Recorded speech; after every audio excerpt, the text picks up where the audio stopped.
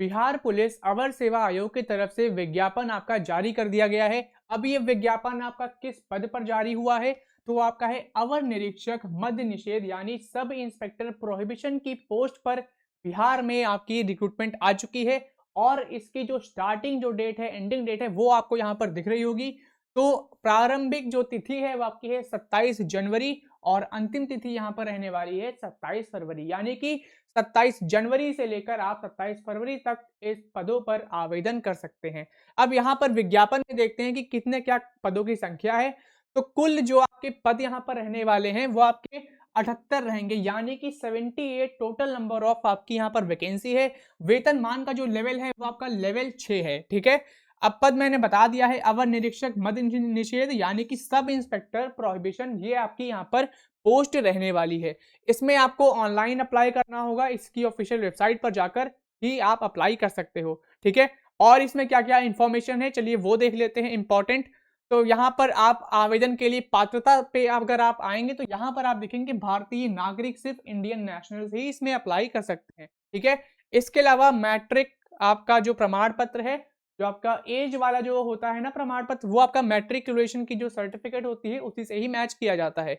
तो ये सभी डिटेल्स आपको यहाँ पर देखनी होंगी। कितनी क्या एज आपकी होनी चाहिए तो वो भी यहाँ पर लिखी है। जैसे कि अनारक्षित सामान्य वर्ग के जो पुरुष अभ्यर्थी हैं उनकी न्यूनतम उम्र यहाँ पर 20 वर्ष होनी चाहिए, तो वहीं अधिकतम उम्र 37 वर्ष यहाँ पे रखी गई है। महिलाओं की बात करें, महिलाओं के लिए न्यूनतम उम्र 20 वर्ष है और अधिकतम उम्र इनकी यहाँ पर 40 वर्ष होनी चाहिए, ठीक है। ऐसे ही आपका अलग अलग कैटेगरी का यहाँ पर उम्र सीमा यहाँ पर गिवन है, यहाँ पर दी गई है, ठीक है। बात करें पिछड़ा वर्ग और अत्यंत पिछड़ा वर्ग के जो पुरुष और महिलाएं हैं उनके लिए कितना क्या उम्र सीमा है, तो वो आपका 20 से 40 वर्ष रखा गया है।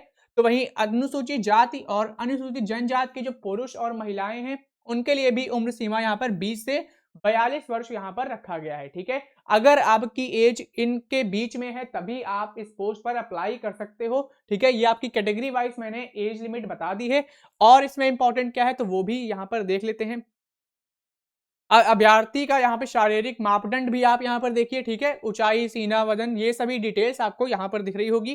तो ऊंचाई की पहले बात करते हैं, कितनी आपकी हाइट होनी चाहिए। तो ऊंचाई की बात करें, अगर आप अनारक्षित सामान्य वर्ग या फिर अगर आप पिछड़ा वर्ग से आते हैं, पुरुष अभ्यर्थी हैं, तो आपकी न्यूनतम यहाँ पर 165 सेंटीमीटर आपकी ऊंचाई होनी चाहिए। यानी कि अगर आप अनरिजर्व कैटेगरी, जनरल कैटेगरी, अगर आप ओबीसी कैटेगरी के मेल कैंडिडेट्स हैं तो आपके मिनिमम यहाँ पर जो हाइट है वो आपकी 165 सेंटीमीटर होनी चाहिए। ऐसे ही आपका अत्यंत पिछड़ा वर्ग और जो अनुसूचित जाति और अनुसूचित जनजाति के जो पुरुष हैं उनकी यहाँ पर न्यूनतम जो ऊंचाई है वो आपकी 160 सेंटीमीटर रखी गई है। सेम आपका यहाँ पर महिलाओं के लिए है। महिलाओं के लिए जो हाइट है वो चाहे जिस कैटेगरी की है, सभी वर्गों की महिलाओं के लिए न्यूनतम जो ऊंचाई है वो आपकी यहाँ पर 155 सेंटीमीटर रखी गई है, ठीक है। सीना सिर्फ आपका पुरुषों के लिए ही मापदंड पे आता है, तो बिना फुलाए 81 सेंटीमीटर होना चाहिए न्यूनतम और फुलाकर आपका 86 सेंटीमीटर न्यूनतम होना चाहिए, ठीक है। तो वहीं जो अनुसूचित जाति और अनुसूचित जनजाति के जो पुरुष हैं उनका जो बिना फुलाए सीना है वो आपका इतना होना चाहिए 79, ठीक है। और फुलाकर यहाँ पर 84 सेंटीमीटर होना चाहिए, ठीक है। ये तो हमने बात कर ली कि आपका सीना यहाँ पर कितना क्या होना चाहिए। और यहाँ पर वजन भी आप देख सकते हो। अब वजन के लिए जो महिला अभ्यर्थी हैं न्यूनतम वजन उनका 48 किलोग्राम होना चाहिए, ठीक है। ये चीज आपका ध्यान रखनी होगी।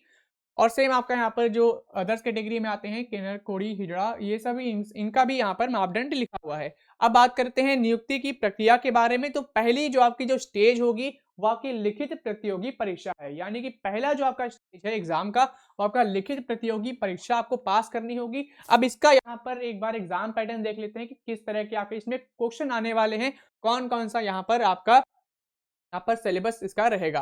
प्रथम इसमें भी आपके चरण हैं, जो आपकी लिखित परीक्षा है उसके भी आपके यहाँ पर चरण हैं। तो जो पहला आपका चरण है वो आपका यहाँ पे है प्रारंभिक परीक्षा। अब प्रारंभिक जो परीक्षा आपकी रहने वाली है ये आपकी 200 अंकों की होगी, ठीक है। प्रारंभिक परीक्षा आपकी 200 अंकों की होगी और जिसमें कुल जो प्रश्नों की संख्या है वो आपकी 100 रहने वाली है। इसका जो टाइम है वो आपकी परीक्षा की जो अवधि है वो आपकी 2 घंटे की है। तो कहने का मतलब है कि 100 क्वेश्चन आएंगे 200 नंबर के और 2 घंटे का आपका ये पेपर रहेगा प्रिलिमिनरी, ठीक है। प्रारंभिक मतलब प्रिलिमिनरी पेपर। अब इसमें आप देखोगे तो नॉर्मलाइजेशन ये सभी अभी एक नोटिफिकेशन में आएगा आगे पेज, नॉर्मलाइजेशन ऑफ मार्क्स कैसे क्या रखा गया है। अब जो दूसरा जो चरण है, द्वितीय चरण, ये आपका मुख्य परीक्षा का है, ठीक है। मुख्य परीक्षा में जो पहला आपका जो स्टेज है, वो जो क्वालिफाई करेंगे वही जाएंगे दूसरे स्टेज में, जो कि है आपका मेंस एग्जामिनेशन। अब यहाँ पर आप देख सकते हो, प्रथम पत्र का जो है यहाँ पर 200 अंकों का सामान्य हिंदी का 2 घंटे का होगा, ठीक है, जिसमें आपके 100 प्रश्न आएंगे और न्यूनतम आहारतांक आपको 30% अंक लाने होंगे 200 अंकों में, ठीक है। 200 अंकों में से आपको न्यूनतम यहाँ पर 30% अंक लाने होंगे, तभी आप ये पेपर क्वालिफाई कर सकते हो। द्वितीय जो आपका पत्र है, इसमें आपका क्या क्या पूछा जाएगा। द्वितीय पत्र में आपका सामान्य अध्ययन है, सामान्य विज्ञान है, नागरिक शास्त्र है, भारतीय इतिहास है, भारतीय भूगोल, गणित और मानसिक योग्यता जांच से संबंधित आपके क्वेश्चन रहने वाले हैं, ठीक है। प्रथम पत्र है उसमें आपका सामान्य हिंदी रहेगा, जो कि 2 घंटे का पेपर रहेगा, 100 क्वेश्चन आएंगे 200 नंबर का, और उसको अगर क्वालिफाई करना है पहले स्टेज को, तो आपको मिनिमम यहाँ पर 30% नंबर लाने होंगे। दूसरा जो स्टेज है उसमें कौन कौन से क्वेश्चन पूछे जाएंगे, तो वो आपका यहाँ पे लिखी है, जैसे कि सामान्य अध्ययन, सामान्य विज्ञान, नागरिक शास्त्र, भारतीय इतिहास, भारतीय भूगोल, गणित और मानसिक योग्यता, ठीक है। इसमें मैथमेटिक्स, रीजनिंग एबिलिटी, ये सभी आपका द्वितीय पत्र में देखने को मिलेगा। इसके जो कुल प्रश्नों की संख्या है, इसकी भी आपकी 100 है और 200 यहाँ पे पूर्णांक है, यानी कि 100 क्वेश्चन टोटल रहेंगे द्वितीय में भी, और आपका 200 नंबर का रहेगा। इसकी भी परीक्षा की जो अवधि है, यानी टाइम ड्यूरेशन है, वो आपका यहाँ पर 2 घंटे का रहेगा, ठीक है। दोनों चरणों की परीक्षा में प्रत्येक गलत उत्तर के लिए 0.2 अंक काटा जाएगा, तो इसमें नेगेटिव मार्किंग भी है, 0.25 मार्क्स आपके 0.2 मार्क्स आपका यहाँ पर कटेगा, ठीक है, अगर आप कोई गलत आंसर देते हो तो, ठीक है।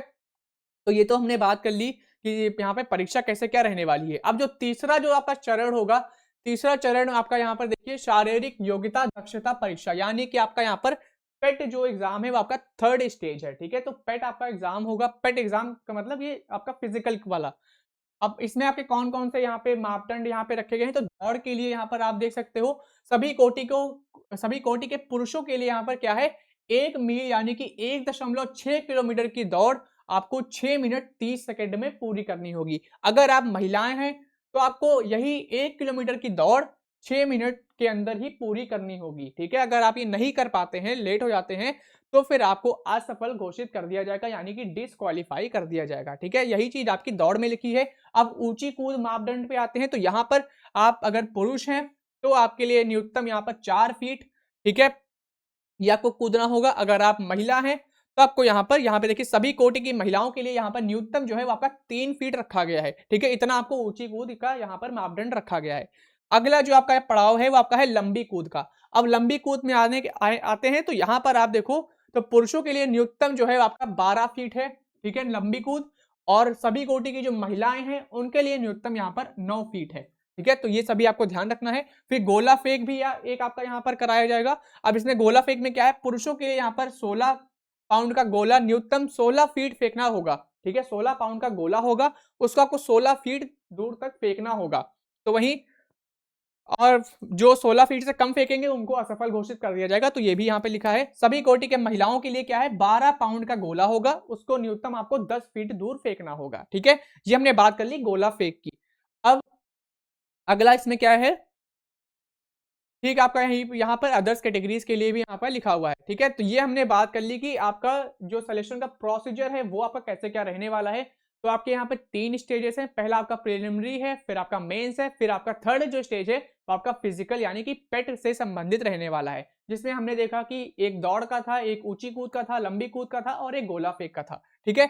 अब बाकी जो मेधा सूची है, नियुक्ति की अनुशंसा है, वो सभी आप यहाँ पर पढ़ सकते हो। इस नोटिफिकेशन को मैंने अपने एप्लीकेशन पे अपलोड कर दिया है, जो इसका सिलेबस है। तो एप्लीकेशन को अभी इंस्टॉल कर ले। हमारे Telegram group, government job update group हमारा टेलीग्राम पे है, तो उसको ज्वाइन कर ले। लिंक आपको इसी चैनल के डिस्क्रिप्शन पे मिल जाएगी, ठीक है। तो वहां जरूर विजिट करें और ग्रुप को ज्वाइन कर ले, क्योंकि नोटिफिकेशन जो भी आती है मैं उसमें सबसे पहले अपडेट कर देता हूं, तो उसको जरूर ज्वाइन कर ले।